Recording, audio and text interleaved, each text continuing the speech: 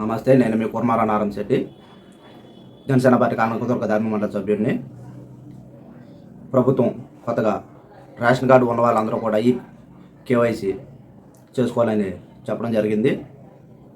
అంటే ration card ఉన్న ప్రతి ఒక్కరు కూడా మీ రేషన్ డిపో వద్దకు వెళ్ళి వేలుముద్రలో వేయాలని చెప్తుంది.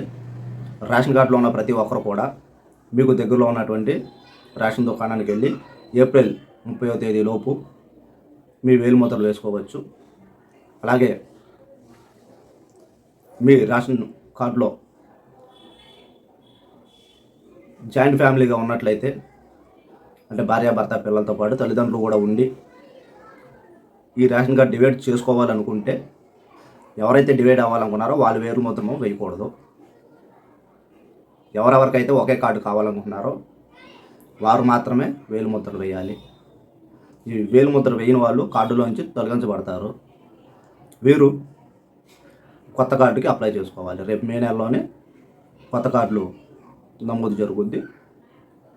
వీళ్ళు కొత్త కార్డులకి అప్లై చేసుకోవాలి. ఇప్పుడు ఎవరైతే వేలుముద్రలు వేసుకోవట్లేదో వీళ్ళందరూ కూడా కార్డు నుంచి తొలగించబడతారు. వీళ్ళందరూ కూడా మే నెలలో ప్రవేశపెట్టబోయేటువంటి కొత్త రేషన్ కార్డుల్లో నమోదు చేసుకోవాల్సి ఉంటుంది. లేదు ఇప్పుడున్న కార్డులు యథావిధిగా కొనసాగాలనుకుంటే ప్రతి ఒక్కరు కూడా వెళ్ళి కార్డులు ఎంతమంది ఉంటే అంతమంది వేలుముద్రలు వేయవలసిందిగా తెలియజేస్తున్నాం. జై హింద్.